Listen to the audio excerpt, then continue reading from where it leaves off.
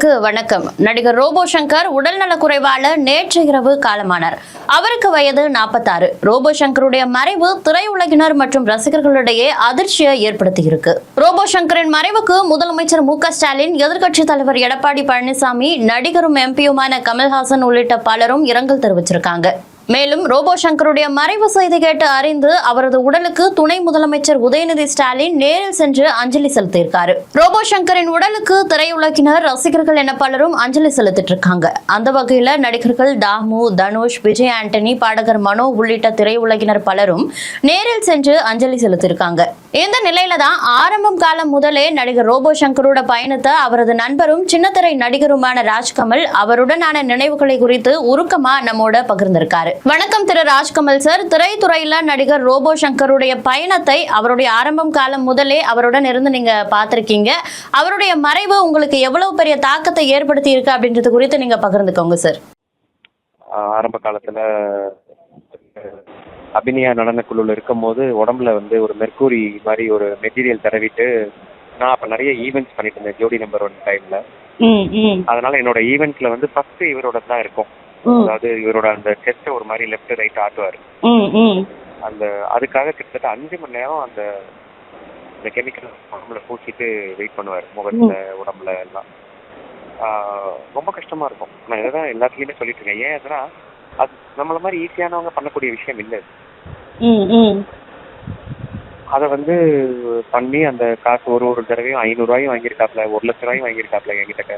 அந்த ஈவெண்ட் அத்தனை ஈவெண்ட் நாங்க ஒன்னா டிராவல் பண்ணிருக்கோம். என்னோட ஈவெண்ட்னாலே கண்டிப்பா மதுரை முத்து, ரோபோ சங்கர், சிவகார்த்திகேயன் இவங்க 3 பேரும் இல்லாம நம்ம பண்ணதே கிடையாது. அதனால அந்த மாதிரி ஒரு டீம்ல தான் ஒர்க் அவுட் பண்ணோம். அப்ப இருந்து ஆரம்பிச்ச நட்பு. அதுக்கப்புறம் அவரும் வளர, நம்மளும் போக வர ஃபங்க்ஷன்ஸ் குடும்ப நட்பா மாறிச்சு. எனக்கு ஒரு தங்கச்சி மாதிரி பிரியங்கா, ஸோ இந்திரஜா, மாப்பிள்ள தங்கமான ஒரு மாப்பிள்ள கார்த்திக், எல்லா ஃபங்க்ஷனுக்கும் நாங்களும் குடும்பத்தோட போவோம், அவங்களும் குடும்பத்தோட போவாங்க. கேட்டுப்பாங்க. கடைசியா என்ன கிண்டல் பண்ணுவாங்கன்னா, ஒரே கார்ல வந்துடலாம் பேசாம அப்படின்னு சொல்லி கிண்டல் பண்ற அளவுக்கு நாங்க ஃப்ரெண்ட்ஸ் மேம். சமகால நண்பர்கள். அப்படியே டிராவல் அவரோட முன்னேற்றத்துல நான் இருந்தேன், என்னோட முன்னேற்றத்துல அவர் இருந்தாரு. இன்னைக்கு அவர் இல்லை அப்படிங்கறது அவர் குடும்பத்தினருக்கு எந்த அளவுக்கு அதிர்ச்சியா இருக்கோ அதை விட அதிர்ச்சியா எனக்கு இருக்கு மேம். அவரோட கெரியர்ல எந்த அளவுக்கு ஃபோக்கஸ் பண்ணாரோ அந்த அளவுக்கு உடல் நலத்தை பாதுகாக்காம விட்டாரு அப்படின்னு சொல்லலாங்களா சார்? ஆமா மேம், அது ஃபேக்ட் தான். சினிமாக்காரங்களுக்கு அதானே மேம் பிரச்சனை. அங்கேருந்து முடிச்சோம். இன்னைக்கு நான் கணக்குப்படி பார்த்தா அந்த நண்பனா நான் அங்கதான் இருந்திருக்கணும் ஃபுல் டே. பட் இங்க ஒரு ஆல் ஆர்டிஸ்ட் காம்பினேஷன் ஏஆர்எஸ் கார்டனுக்கு வந்தாச்சு, திருப்பி குளிச்சாச்சு, திருப்பி வேலைக்கு வந்தாச்சு, திருப்பி இந்த ஷூட்டிங் இன்னைக்கு நைட்டு 12 மணி வரைக்கும் போகுது. 12 மணி வரைக்கும் போகும்போது என்ன ஆகுதுன்னா, நம்மளுக்கு நடுவில் சாப்பிடணும் அந்த விஷயம்லாம் மறந்துடுது. இந்த ஷார்ட்டை நல்லபடியா முடிக்கணும், அந்த இதை நல்லபடியா, அந்த கண்டென்ட் நல்லபடியா கன்வே பண்ணணும். இந்த மாதிரி ஒரு ஏரியாலேயே நம்ம டிராவல் பண்றதால நம்மளால உடல் நலத்தை பார்த்துக்க முடியல. பட் அவர் கண்டிப்பா அதை பார்த்துக்கிட்டே ஆகணும். அதை எல்லா கலைஞர்களுமே அதை ப்ராப்பரா பார்த்துக்கலன்னா கடுமையான பிரச்சனைகளை ஃபேஸ் பண்ணுவாங்க. வேலை பலுவை தாண்டி அவருக்கு மது பழக்கமும் அதிகமா இருந்ததுன்ற மாதிரி எல்லாம் நியூஸ் பரவிட்டு இருக்கேன் சார். அது எல்லாருக்கும் இருக்கிறதா மேம், ஜென்ரலா மீடியா பீப்புளுக்கு இருக்கிறது தான். பட் அது என்னன்னா ஒரு லெவல்ல அதை ஸ்டாப் பண்ணிடணும். அது அந்த ஸ்டாப் பண்ணிடுற அந்த லிமிட் தெரியாத போதுதான் மதுவோட கண்ட்ரோல்ல நம்ம போயிடுறோம். அது நம்ம கண்ட்ரோல்ல இருக்கிற மது போய் மதுவோட கண்ட்ரோல்ல நம்ம போயிடுறோம். அப்ப நம்மளால அதை ஒண்ணுமே நிப்பாட்ட முடியாத ஒரு சுச்சுவேஷன் வந்துருது. மது அழுதுற பழக்கம் எனக்கு இல்லை. அதனால அந்த கட்டங்கள்ல நான் அவரோட நான் பழகினதில்லை. 7 மணி வரைக்கும் ஒன்னா இருப்போம். அதுக்கப்புறம் அவர் தனியா பார்த்துப்பார், நான் தனியா பார்த்துப்பேன். மேபி அதனால அதை பத்தி எனக்கு கமெண்ட் பண்ண தெரியல மேம். இப்போ இந்த நகைச்சுவை நடிகர்களுடைய மரணம் அடுத்தவங்களை சிரிக்க வைக்கிறாங்க. பட் அவங்க போகும்பொழுது எல்லா ரசிகர்களையும் அழ வச்சுட்டு போறாங்க. நடிகர் விவேக்ல தொடங்கி அதுக்கப்புறம் மனோபாலா, மயில்சாமின்னு தொடர்ந்து நகைச்சுவை நடிகர்களுடைய மரணம் அதிகரிச்சுட்டே இருக்குங்களே சார். அந்த வகையில இப்போ ரோபோ சங்கருடைய மரணமும் ஏற்பட்டிருக்கு. ரசிகர்களை எந்த அளவுக்கு பாதிக்கும் சார்? திரைத்துறையில ஒரு நகைச்சுவை நடிகருக்கான வெற்றிடத்தை உருவாக்கி இருக்கா சார்? 100% உருவாக்கி இருக்கு மேடம். இப்போ வரைக்கும் மனோபாலா சாரோட கேரக்டரை யார் ரீப்ளேஸ் பண்ணணும், டேய் வாடா அப்படின்னு ஒரு கூப்பிடுற அந்த மாடுலேஷனோட ஒரு கேரக்டரை வைக்கணும். அவரை திரையில பார்த்தோன்னே நம்ம சிரிச்சிருவோம்.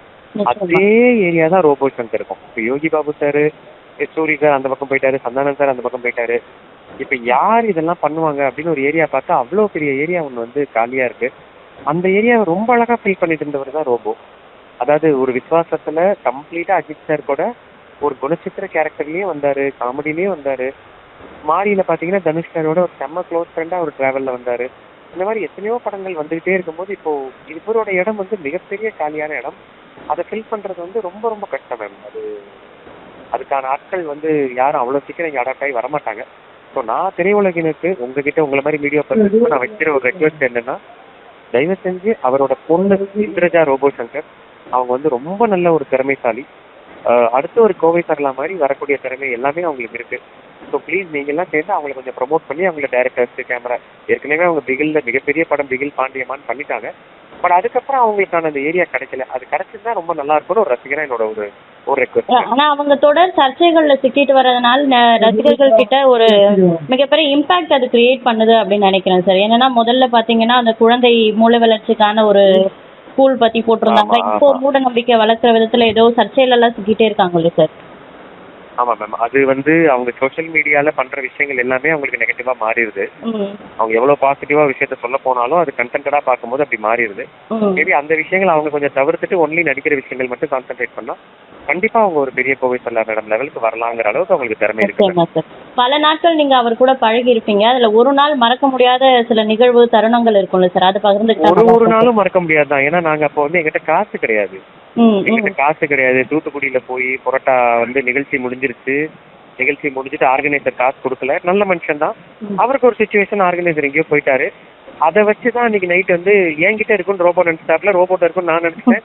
ஒரு போட்டோ கூட நான் இன்ஸ்டால போட்டிருக்கேன். மதுரை முத்து 3 பேத்துக்குமே மச்சான் ஓன்ட்ட இருக்கல ஏன்ட்ட இருக்கலன்னு 3 பேத்துக்குமே இல்ல. அப்புறம் அவசரமா தூத்துக்குடியில ஒரு அண்ணனுக்கு போன் பண்ணி அவர் வந்து ஒரு 500 ரூபாய் கொடுத்து போய் ஒரு கடையில உட்காந்து அந்த எண்ணெய் பரோட்டா அப்படின்னு சொல்லுவோம். 3 பேருக்குமே ரொம்ப பிடிக்கும்.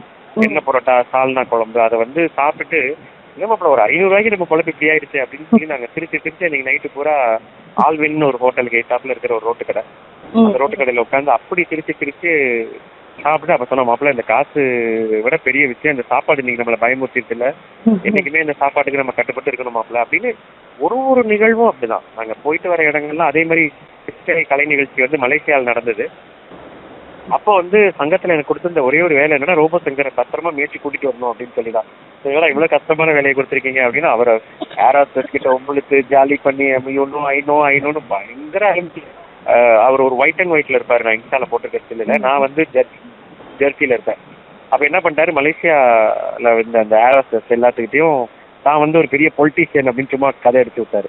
அவங்க வந்து ஹலோ பொலிட்டீஷியன் அப்படின்னா இவன் வந்து என்னோட பிஏ அப்படின்ட்டாரு. அந்த 3 மணி நேரமும் அந்த ஏரோஸ்டேட் எல்லாமே பொலிட்டீஷியன் அவருக்கு ஸ்பெஷலா கவனிச்சு இது மாதிரி சொல்லிட்டு போயிட்டே இருக்கலாம் மேம். நிறைய இருக்கு, நிறைய நிகழ்வுகள் இருக்கு. அது எல்லாமே ஒன்னு பாத்தீங்கன்னா அசை போட போயிட்டே இருக்கும் மேம். அந்த மாதிரி அவருக்கு மேம் அவர் இல்லாத அந்த வலி மிகுந்த தருணத்திலையும் அவருடனான அந்த இனிமையான நிகழ்வுகளை எங்க கூட நீங்க பகிர்ந்துக்கிறதுக்கு ரொம்ப நன்றி சார். ரொம்ப நன்றி மேம்.